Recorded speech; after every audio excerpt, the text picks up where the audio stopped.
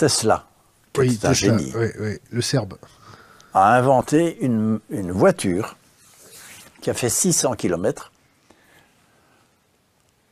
avec un moteur quantique.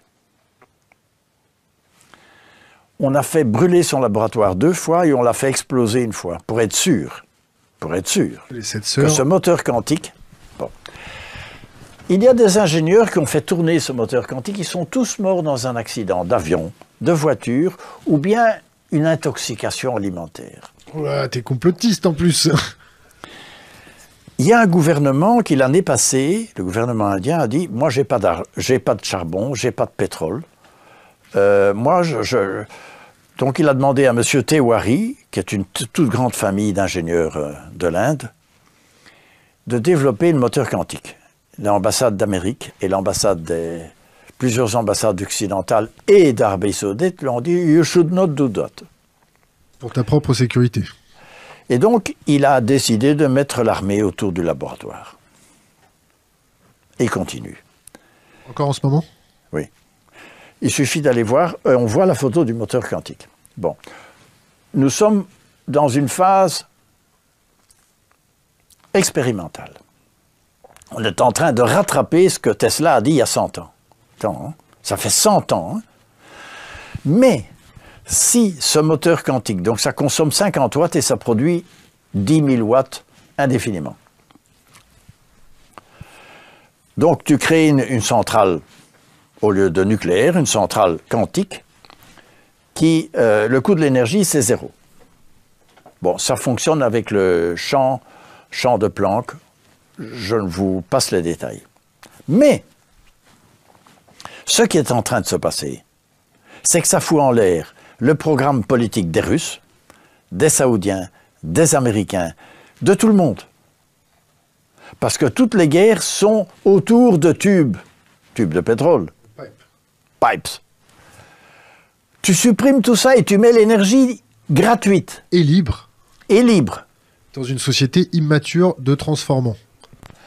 Tu t'es déjà amusé à balancer, on va dire, 15 kilos de céréales à 150 000 sauterelles?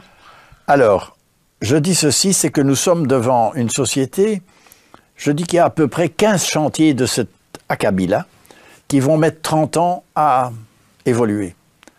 Tu ne vas pas arrêter le moteur quantique. Parce que moi, je sais que Tesla avait parfaitement compris. Et donc, on va le retrouver. On va le faire fonctionner malgré tout le monde. Et ça va faire péter tous nos schémas géopolitiques bêtes et méchants. La trilatérale, tu comprends? C'est la plaque tectonique. La trilatérale contrôle très bien la vieille plaque tectonique. La nouvelle... Ils savent contrôler la chute des arbres, mais ils ne savent pas contrôler la pousse des arbres, c'est ça? Non, ils ne voient pas la nouvelle plaque tectonique. Tu vois, la plaque tectonique industrielle va entrer en dessous de l'autre. Ils ne la voient pas, la nouvelle. Ils ne la voient pas. Ils ne savent pas la contrôler, ils ne la voient pas. Donc ils sont très forts dans le contrôle du vieux, mais ils ne voient pas le nouveau. Donc c'est juste le contraire de vous. Vous voyez le nouveau, et vous sentez le contrôle des vieux. Mais la bonne nouvelle, c'est qu'ils ne parviennent pas à contrôler le nouveau. Ils ne savent pas. Tu ne sais pas contrôler un réseau. Ça travaille en réseau. Ils ne savent pas contrôler le réseau. Bon, on pourra revenir sur cette notion-là. Je voudrais qu'on revienne sur l'épuisement des ressources. On va admettre que Tesla avait raison. Oui, c'est une hypothèse de travail. Qu'il y a dans les coffres énormément de solutions énergétiques. Il y a un bouquin sur Tesla qu'il faut lire absolument. Qui est? C'est Teodorani. Alors, Teodorani est un génie qui est professeur à l'Università di Bologna, mal vu, parce que fou. C'est un surdoué. Et donc, son bouquin sur Tesla et sur David Bohm, c'est génial. Absolument génial. Il explique tout ce que Tesla avait compris. Bon. Les fêlés laissent passer la lumière, c'est ça? Non, il explique même que les génies comme Einstein et Tesla étaient des gens qui étaient connectés à la mémoire akashique de l'humanité. Mais enfin bon. Oui. Attends, mais c'est un physicien quantique, hein? Ah ouais. Et il l'explique à partir de la physique quantique. C'est ça qui est passionnant. Bon, là, ça devient un peu mystique. Bon, revenons sur l'énergie libre dans une société transformant, immature. Si je donne l'électricité gratuite à tout le monde, si je donne l'électricité gratuite à toutes les industries, est-ce qu'elles vont, grâce à ça, épuiser encore plus? Qu'est-ce qu'elles vont faire? Est-ce qu'on a 30 ans pour changer la mentalité, alors que ça fait plus de 50 ans qu'on apprend aux gens depuis le berceau qu'il faut consommer, consommer, consommer sur une fonction exponentielle? Un changement de Thomas Kuhn explique ça très bien. Un changement de paradigme, il faut attendre que les vieux schnocks ou bien meurent, ou bien prennent la pension. Il faut 30 ans, minimum. Donc moi je dis, avec Delors, on avait dit attention, c'est il y a 25 ans, on est en train d'y arriver. Je te coupe, parce que là je suis obligé de te couper. T'as pas l'impression que les vieux schnocks qui sont en train de claquer, ou du moins qui attendent leur pension avec gourmandise, ils ont mis derrière eux, ou ils ont sélectionné les jeunes qui leur ressemblaient, c'est-à-dire déjà vieux? Oui, oui. Mais Thomas Kuhn explique très bien que quand tu arrives avec un Einstein, qui arrive avec la relativité restreinte d'abord, et puis générale, et pour finir, on a tellement pressé sur le pauvre Einstein qu'il a désavoué sa relativité générale, mais il avait raison. Bon. Thomas Kuhn dit il y a 4 stades. D'abord, on t'ignore, et puis on te critique en disant que tu es irrelevant. En plus, parfois, on te fait des menaces de mort. Et le 4e stade, on dit, mais we always said that. Et donc, ce type qui a écrit, c'est rien du tout. Bon. Nous sommes au stade 2, 3. Hein. Mais, ce n'est pas un simple petit changement de paradigme. C'est beaucoup plus. Willis Harman explique qu'on change de métaphysique. Alors maintenant, vous tenez bien à votre fauteuil. Allez, accrochez-vous les gars. Accrochez-vous. Il dit ceci. À la Renaissance, c'était un changement de vision, Copernic. C'est pas la Terre qui est au centre, c'est le Soleil. C'est la Terre qui tourne autour du Soleil. Attends. Héliocentré. C'était le contraire de tout ce que disait l'Église, les astronomes, enfin tout le monde. Bon, c'était un fou ce Copernic. La vision change et la technologie change. Il y a Gutenberg qui imprime la Bible. Attends, ça change tout. Donc c'était la vision et l'outil. Et aujourd'hui, il dit ceci, la vision, ce n'est pas la matière qui est première, c'est la conscience qui fait se cristalliser la matière. Attends. Ça, c'est ce que dit Willis Harman. Et l'outil, c'est le web open source. Et il dit, ces deux choses-là vont changer le 21e siècle. Nous sommes en pleine Renaissance, mais le début de la Renaissance, ça tape dur, hein. Galilée, attends, il a senti le vent du boulet, et maintenant, on sent le vent du boulet. Mais Galilée, il a gagné. Et donc, c'est exactement, nous sommes au début d'une Renaissance, mais une Renaissance, attends, parce que dire que la conscience est plus importante que la matière, il faut le faire, hein. Tu dis ça dans une université, on te donne 0 sur 20, parce qu'on ne peut pas te brûler, évidemment. Aujourd'hui, on ne brûle plus, mais si on pouvait, on le ferait. Qu'est-ce que tu penses du journalisme? Des journalismes? Est-ce que les journalistes font correctement leur travail pour informer la population de tous ces enjeux? Si tu lis, une chose que j'aime bien, c'est GEAB. Ah, le think tank GEAB de Franck Bianchiri, qui est décédé il y a... Bon, je me rappelle plus. Il y a 4 ans. J'avais beaucoup discuté avec lui sur la Syrie quand il était en train de se battre. Continue. Eux montrent, ils ont fait un schéma qui montre que pratiquement toutes les chaînes de télévision, les journaux, tout ce qui est médias et presse est racheté par 4, 5, 6 personnes. Et donc tout est jugulé. Là, la trilatérale marche à fond. Ils ont jugulé complètement les médias. Et donc, par exemple, ils ont décidé qu'on ne parlait pas des BRICS. Brésil, Russia, India, China, South Africa. 4 milliards de gens qui ont décidé de sortir de Bretton Woods. Ils ont fait de créer une nouvelle banque mondiale, de créer la route de la soie, etc. On a décidé qu'on n'en parlait pas.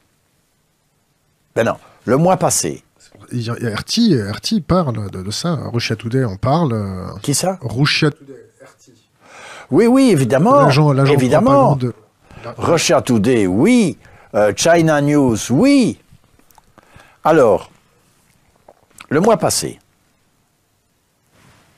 la Chine décide, dans un silence total, un petit article en 10e page dans Le Monde, la Chine décide d'acheter son pétrole en yuan, convertible en or à Hong Kong. C'est beau. C'est la fin du dollar, 1, c'est la fin du pétrodollar, 2, c'est la fin de la politique de Kissinger, 3, c'est la fin de Bretton Woods. Punto et basta. Donc la Personne ne l'a dit. On va pas parler de l'effondrement des États-Unis comme ça, voyons, Marc. Non, on pourrait simplement constater que c'est la fin de Bretton Woods.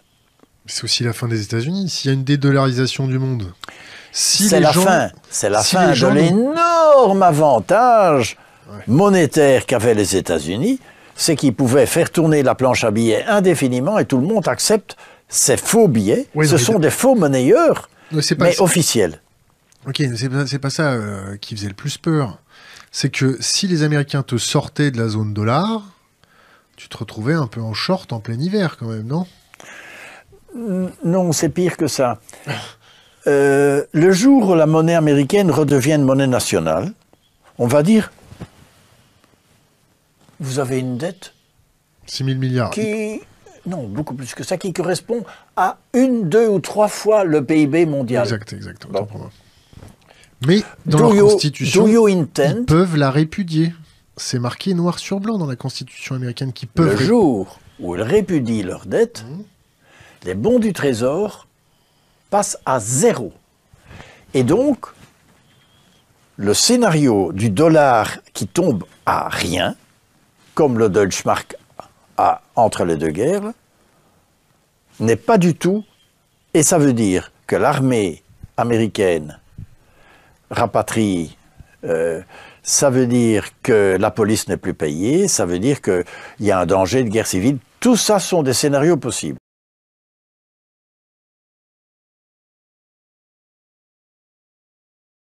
On va injecter dans des volontaires, petite injection, et là-dedans, il y a 1 milliard de petits ordinateurs biologiques de la taille d'une cellule, qui s'auto-reproduisent dans l'organisme. D'après Kurzweil, we will enhance human potential. Donc on va augmenter le potentiel humain. Donc ton fils, à l'école, on lui dit, écoutez, il faut un peu enhance human potential, et on lui fait une petite injection. Si tu ne fais pas l'injection, on le met dehors de l'école. Nous sommes dans 30 ans. Ils vont injecter 100, 1 millier de gens, et puis on va se rendre compte tout d'un coup que les recherches actuelles du cerveau montrent que oui, le cerveau a une fonction d'ordinateur, de dispatching de l'information. Ce n'est qu'une des 4 fonctions du cerveau.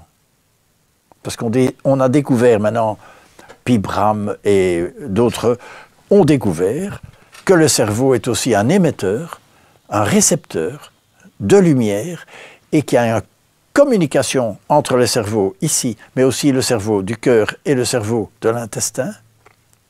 Qui ont des neurones dans l'intestin. Oui, et qu'ils communiquent. Comment est-ce qu'une cellule, tu te coupes ici, comment est-ce que le corps sait qu'il doit reproduire des cellules de main?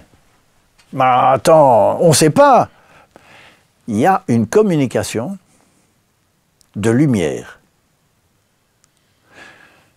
qui est... Et il y a aussi une mémoire dans l'ADN. Et donc les cellules parviennent à faire la synthèse de tout ça. Donc là, on revient à l'épigénétique, c'est ça? L'épigénétique est le début, l'embryon d'une réflexion là-dessus. Mais si tu injectes des ordinateurs pour Enhance Human Potential, tu ne fais que, oui, augmenter peut-être, une des fonctions du cerveau, mais tu tues les autres.